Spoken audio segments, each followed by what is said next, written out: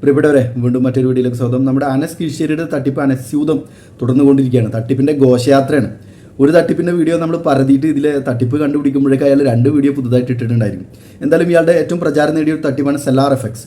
ഈ സെല്ലാർ എഫക്സിൻ്റെ ഈ ഒരു വീഡിയോ കണ്ടപ്പോൾ ഞാൻ ഇതിനെക്കുറിച്ച് പരിശോധിക്കുകയും ഇതിൻ്റെ വെബ്സൈറ്റ് വ്യാജ വെബ്സൈറ്റ് ആണെന്നും ടെംപ്ലേറ്റ് വെബ്സൈറ്റ് ആണെന്നും ഇതിൻ്റെ അഡ്രസ്സ് വ്യാജമാണെന്നും ടെംപ്ലേറ്റ് വെബ്സൈറ്റ് ഡൗൺലോഡ് ചെയ്തെടുക്കുമ്പോൾ ഉണ്ടാകുന്ന ഡിഫോൾട്ട് അഡ്രസ്സ് ആണെന്നൊക്കെ എനിക്ക് മനസ്സിലായിരുന്നു. ഞങ്ങൾ ഇതുമായിട്ട് ബന്ധപ്പെട്ടിട്ട് നല്ല വിശദമായിട്ട് സ്റ്റഡി തന്നെ നടത്തിയിരുന്നു. അപ്പോൾ ഇത് മിഡിൽ ഈസ്റ്റിൽ നിന്ന് ആരോ മലയാളികൾ ഇതിൻ്റെ പിന്നിൽ ഈ പൈസ ലൂട്ടിങ്ങിന് വേണ്ടി ശ്രമിച്ചുണ്ടാക്കിയ ഒരു വ്യാജ വെബ്സൈറ്റാണെന്ന് മനസ്സിലായിരുന്നു. മാത്രമല്ല ഇവർ ഈ ക്രിപ്റ്റോ കറൻസിയിലും ഫോറക്സിലൊക്കെ ട്രേഡ് ചെയ്തിട്ട് ലാഭം തിരിച്ചു തരാമെന്ന് പറഞ്ഞിട്ട് പൈസ വാങ്ങിക്കുന്നത് ഇന്ത്യയിൽ ബഡ്സ് ആക്ടിൻ്റെ ലംഘനമാണെന്നും മറ്റൊന്ന് 100% ഇവർ ലാഭം വാഗ്ദാനം ചെയ്യുന്നുണ്ട്, എന്തായാലും തിരിച്ചു തരാമെന്ന്. അപ്പോൾ അത് ഈ പൈസ വെച്ചിട്ട് റൊട്ടേറ്റ് ചെയ്യുകയാണെന്നും, കാരണം ഫോറക്സിലും ക്രിപ്റ്റോയിലൊക്കെ ട്രേഡ് ചെയ്ത് കഴിഞ്ഞാൽ 100% ആർക്കും വാഗ്ദാനം ചെയ്യാൻ പറ്റില്ല, ചിലപ്പോൾ നഷ്ടം ഉണ്ടാവാം. അപ്പോൾ ഇത് മണി റൊട്ടേഷൻ ആണെന്നും അത് PCMC ആക്ടിൻ്റെ ലംഘനമാണെന്നൊക്കെ നമ്മുടെ അനസ് ഭായിനോട് തന്നെ പറഞ്ഞിരുന്നു. അപ്പോൾ ഇദ്ദേഹം പറഞ്ഞത് എനിക്ക് അതിനെക്കുറിച്ചിട്ടൊന്നും അറിയില്ല എന്നാണ്. എന്നാൽ ഇതിൻ്റെ പ്രൊമോട്ടേഴ്സായ പെൺകുട്ടികളോടൊക്കെ കോൺടാക്ട് ചെയ്യുമ്പോൾ അവരെല്ലാം പറയുന്നത് ഞങ്ങൾക്കൊന്നും അറിയില്ല, അനസിനെ അറിയുള്ളൂ എന്നാണ്.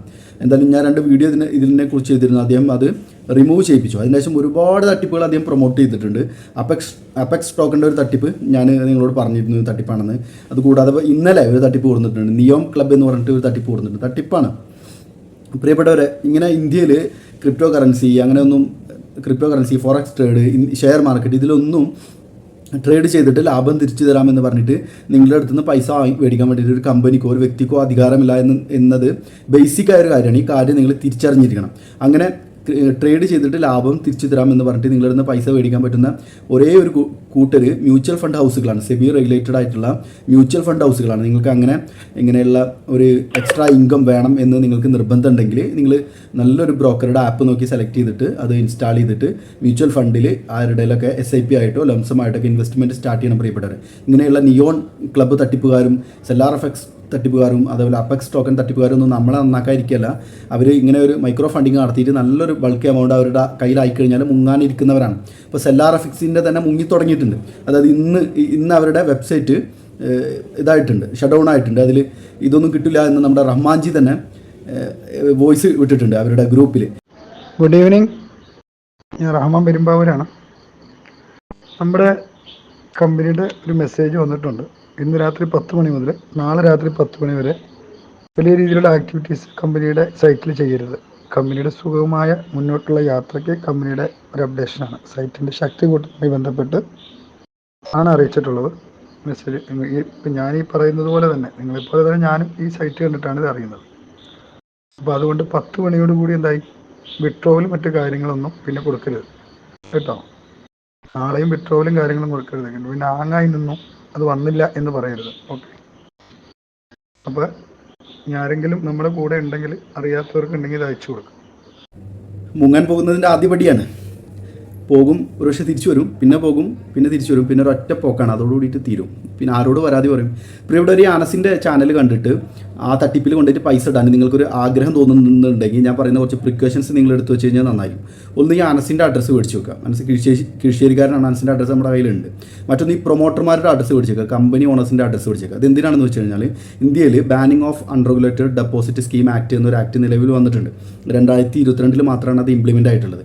അതിൽ ഇങ്ങനെയുള്ള ഇല്ലീഗൽ ഡെപ്പോസിറ്റ് സ്വീകരിക്കുന്നവരുടെയും അത് പ്രൊമോട്ട് ചെയ്യുന്നവരുടെയൊക്കെ സ്വത്തുക്കൾ കണ്ടുകെട്ടിട്ട് ഈ നിക്ഷേപകർക്ക് തിരിച്ചു കൊടുക്കാനുള്ള വ്യവസ്ഥ ഉണ്ട്. അപ്പോൾ ഈ നിങ്ങൾ ആരുടെ വീഡിയോ കണ്ടിട്ടാണ്, ആരാണ് നിങ്ങളതിന് ഫോഴ്സ് ചെയ്തത്, ആരാണ് നിങ്ങളുടെ അടുത്ത് പൈസ മേടിച്ചത്, ഇവരുടെയൊക്കെ പേര് വെച്ചിട്ട് പരാതി കൊടുക്കുകയാണെങ്കിൽ, ഇങ്ങനെ അനധികൃത നിക്ഷേപം സ്വീകരിച്ചിട്ട് നിങ്ങൾക്ക് നഷ്ടം വന്നു എന്ന് പരാതി കൊടുക്കുകയാണെങ്കിൽ ഒരു പക്ഷേ നിങ്ങളുടെ പൈസ ഇവരുടെ സ്വത്തുക്കൾ വിറ്റ് കിട്ടിയിട്ട് തിരിച്ചു കിട്ടാനുള്ള സാധ്യതയുണ്ട്. അപ്പോൾ നിങ്ങളിങ്ങനെ ഇനി ബിരിയാണി കിട്ടിയാലോ എന്ന് കരുതിയിട്ട് ഇങ്ങനെയുള്ള തട്ടിപ്പുകളിലേക്ക് പോവുകയാണെങ്കിൽ ഇവരുടെ അഡ്രസ്സ് കൃത്യമായിട്ട് ചോദിച്ചു നോക്കുക. ഈ നിയോം ക്ലബ്ബുകാരുടെയും അപെക്സ് ടോക്കൻ്റെ അഭിജിത്തിൻ്റെ അഡ്രസ്സ്, നാസറിൻ്റെ അഡ്രസ്സ്, ഈ അനസിൻ്റെ അഡ്രസ്സ്, കീഴ്ശ്ശേരിക്കാരനായ മലപ്പുറം ജില്ലയിലെ കൊണ്ടോട്ടിക്കടുത്തുള്ള കീഴ്ശ്ശേരിക്കാരനായ അനസിൻ്റെ വീട്ടുപേര് ഉൾപ്പെടെ ചോദിച്ചു നോക്കുക. നിങ്ങൾക്ക് പൈസ പോയി എന്ന് ബോധ്യം വന്നു കഴിഞ്ഞാൽ നിങ്ങൾ ഇവരുടെ കൃത്യമായ മേൽവിലാസത്തിൽ പരാതി കൊടുക്കുക. അങ്ങനെയാണെങ്കിൽ നിങ്ങൾക്ക് ഒരു പക്ഷേ പൈസ തിരിച്ചു കിട്ടാനുള്ള സാധ്യതയുണ്ട്. ഈ അനസിന്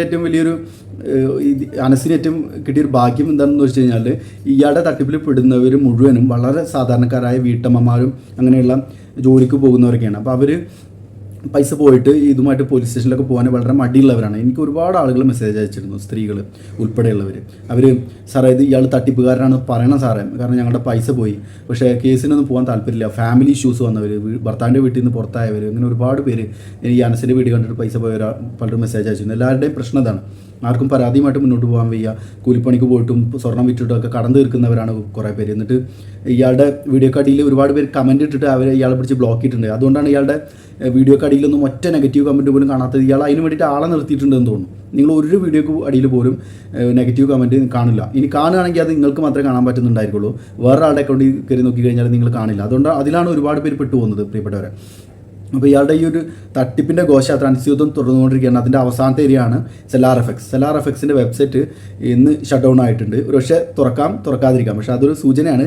പിന്നെ ഇയാൾ പ്രൊമോട്ട് ചെയ്ത് 99% കമ്പനികൾക്ക് ഉണ്ടായതുപോലെ ഇത് വായുവിൽ അലിഞ്ഞു ചേരും. ഇതിലെ ഇരകളുടെ നിലവിളികളും വായുവിൽ അലിഞ്ഞു ചേരും. ആ സമയത്ത് നിങ്ങൾ ഈ അനസിൻ്റെ വെബ്സൈറ്റ് വന്ന് നോക്കിക്കഴിഞ്ഞാൽ, അനസിൻ്റെ യൂട്യൂബ് ചാനൽ വന്ന് നോക്കിക്കഴിഞ്ഞാൽ അതിൽ ഒരു 10-30 തട്ടിപ്പുകൾ പുതുതായിട്ട് പ്രൊമോട്ട് ചെയ്തിരിക്കും പ്രിയപ്പെട്ടവർ.